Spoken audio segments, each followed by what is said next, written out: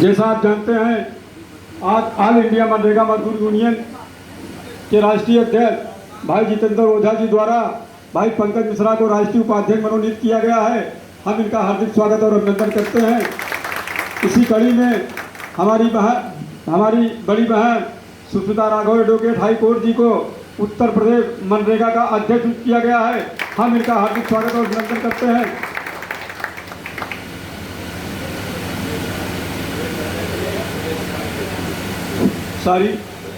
पंकज मिश्रा जी को प्रदेश उपाध्यक्ष बनाया गया है। हम इनका दिल से हार्दिक स्वागत और अभिनंदन करते हैं। जबकि हमारी बड़ी बहन सुष्मिता राघव जी को उत्तर प्रदेश का अध्यक्ष नियुक्त किया गया है। हम इनका हार्दिक स्वागत और अभिनंदन करते हैं। तो सबसे पहले वक्ता तो कोई नहीं है, श्रोता सभी हैं। तो हम अपने पंकज मिश्रा जी से चाहेंगे कि आप आएँ और अपने मुखार बिंदु से यहाँ पर सभी का स्वागत करें। और आपने जो पद संभाला है उसके लिए आपको बहुत बहुत बधाई भाई पंकज मिश्रा जी।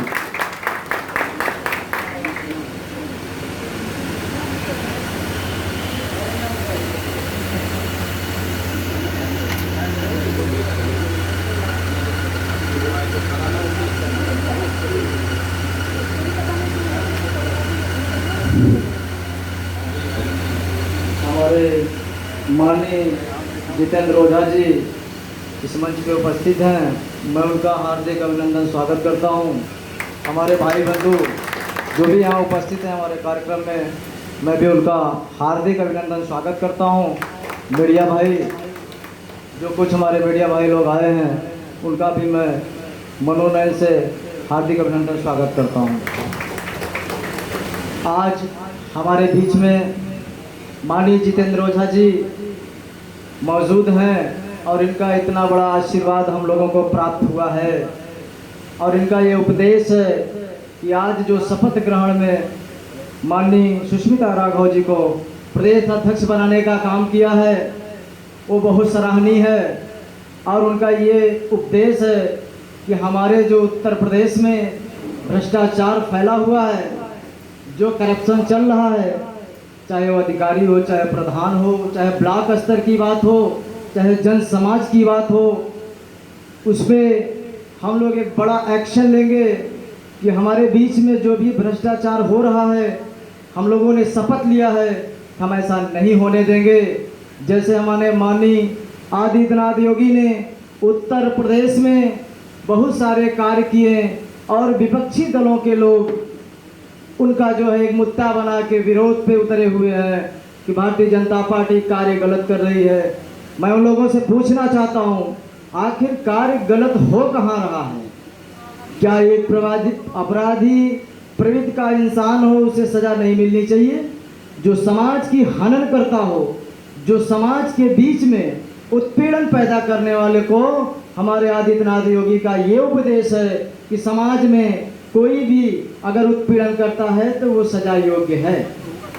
अगर आज देखा जाए हमारे उत्तर प्रदेश में ब्राह्मण समाज में तमाम नेताओं के बीच में ब्राह्मण को लेकर मुद्दा उठाया गया है कि ब्राह्मण समाज नाराज है। मैं तो कहता हूँ जो हमारे संविधान के अंतर्गत में चलने वाला व्यक्ति होगा वो समझदार होगा कि ब्राह्मण को तो नाराज होने की कोई बात ही नहीं कहा जा सकता है। जो भी ब्राह्मण के बीच में राजनीति पैदा कर रहा है, विरोध कर रहा है, वो जरूर विपक्षी दलों की वो राजनीति है।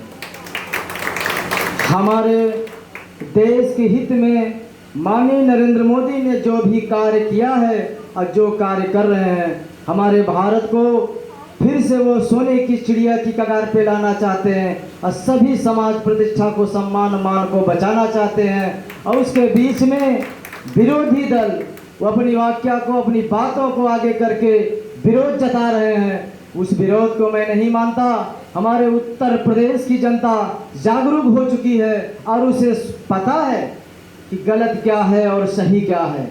आने वाले इस चुनाव में हम ये साबित कर देंगे कि हमारे उत्तर प्रदेश की जनता सब जागरूक हो चुकी है। जितनी भी जनता है अच्छाई बुराई की पहचान हो सकी है और वो कभी विपक्षी दलों के बहकावे में नहीं आ सकती है।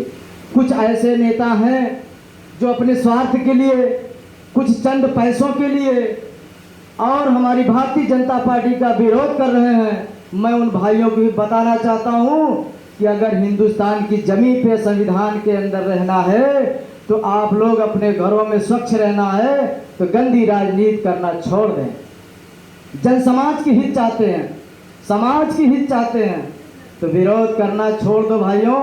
और देश को बचाना है, देश के मान प्रतिष्ठा को बढ़ाना है तो सत्य रास्ते पाना है और योगी के साथ कंधे में कंधे मिला के अपने भारत को, अपने भारत के संविधान को बचाना है, अपने भारतवर्ष के नागरिकों को, गरीबी को दूर करना है। तो आप नरेंद्र मोदी, माननीय आदित्यनाथ योगी को साथ में रह के और उनके विचारों को ध्यान देते हुए फिर से उनको जो है न्यायपालिका और संविधान को मजबूत करिए। मैं वादा करता हूँ आने वाले समय में हमारा भारत अमेरिका से कई गुना ज़्यादा आगे होगा। जैसे कि कुछ लोगों ने कहा विकास दुबे की हत्या कर दी गई, ब्राह्मण समाज का हनन हुआ। मैं उनसे पूछना चाहता हूँ, अगर इसमें हमारे ब्राह्मण भाई बंधु बैठे हैं तो मैं उनसे सच्चाई पूछना चाहता हूँ कि अगर उनके घर में अत्याचार कोई जुर्म करे तो क्या वो सहन कर पाएंगे?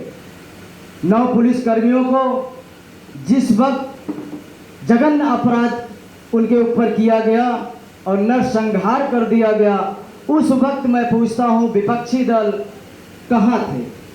तब कोई आवाज़ नहीं उठाया कि उस समाज में, उसी पुलिस प्रशासन के घर में बच्चे रोते बिलखते जो है नजर आ रहे थे, उनके आंसू पोंछने के लिए हमारे ये विरोधी दल नहीं खड़े हुए। राजनीति का मुद्दा बना के दिखावा करने के लिए उनके घर में जाके आश्वासन देते हैं कि आपको गवर्नमेंट से 5-5, 10-10 लाख रुपए दिला दिया जाएगा। चिंता की बात क्या है? पैसे से जान तो वापस नहीं आ सकती, मगर एक विकास दुबे की जब हत्या होती है तो तमाम विरोधी दल एक एक्शन उठाते हैं माननीय आदित्यनाथ योगी के विरोध में कि आदित्यनाथ योगी ने गलत कार्य किया है। क्या अपराध को खत्म करना गलत है? चाहे योगी जी के भाई क्यों न हो, अगर वो अपराधी है तो उनका हक है उनको सजा देने के लिए। और तब जनता ये आवाज़ उठाएगी कि अपने भाई को बचाने का काम कर रहे हैं, तो क्या वो बचा पाएंगे? नहीं। सरकार हमने बनाया है, भारत के संविधान को उन्होंने बनाया है, मगर प्रजा ने अपने मुखिया को चुन के इसीलिए पार्लियामेंट में भेजती है कि हमारे भारत के संविधान की रक्षा हो सके, हमारे जन समाज की रक्षा हो सके, हमारे समाज का हनन न हो। इसीलिए हम अच्छे जो है MP MLA को चुन के लोकसभा पार्लियामेंट में भेजने का काम करते हैं। और हमारी भाजपा उत्तर प्रदेश की सरकार जब जब आई है तब जो है अपराधियों को जो है भागने की जगह जंगल में या बाहर भागने की रास्ता दिखाई है। चाहे मायावती बहन जी का अगर सरकार रहा हो, चाहे समाजवादी की सरकार रही हो, अगर जो है विपक्षी दलों की आवाज़ बुलंदी पे उठ रही है कि माननीय आदित्यनाथ योगी ने गलत कार्य किया है, तो मैं पूछना चाहता हूं कि योगी जी ने कहाँ गलत काम किया है? क्या GST पूरे देश में नहीं लागू है? बिजनेसमैन, सर्व समाज के लोग, कुछ लोग आवाज़ उठाते हैं कि GST लागू हो गया। हम कहते हैं क्या भारत में ही लागू नहीं, भारत में लागू है और कहीं नहीं लागू है? वो तो संविधान के हिसाब से पूरे देश में लागू है। अगर भारत में ही GST लागू होता, दूसरे देश में ना लागू होता, तो आप कहने के एक बार हकदार थे। मगर वो सबके लिए लागू है, टैक्स सबके लिए लागू है। तो योगी जी ने गलत कहाँ किया? कहाँ गलत किया? गरीबों को उन्होंने जितना आवास मुहैया कराया, माननीय जितेंद्र ओझा जी के नेतृत्व में इसी इलाहाबाद जनपद में हमने इनके द्वारा 40 आवास मुहैया कराने का काम किया। और आज वो प्रत्यक्ष प्रमाण है। नगर निगम में मैंने जब बात किया डूंडा के अधिकारी से, तो उन्होंने कहा कि पहला व्यक्ति देख रहा हूं कि जो अपने लेटर पैड पे लिख के माननीय मुख्यमंत्री को संदेश भेजने का काम किया है। तो हमारे भाजपा में ऐसे कर्मठशील प्रत्याशी हैं, ऐसे कर्मठशील जाबाज सिपाही हैं कि जो अब गरीबों की आवाज़ माननीय आदित्यनाथ योगी तक पहुंचाने का काम करते हैं। और उस कार्य को योगी जी को तुरंत तत्काल फैसला होता है कि जो भी लेटर, जो भी समस्या मेरे पास आई है, उस समस्या का तुरंत निदान होना चाहिए।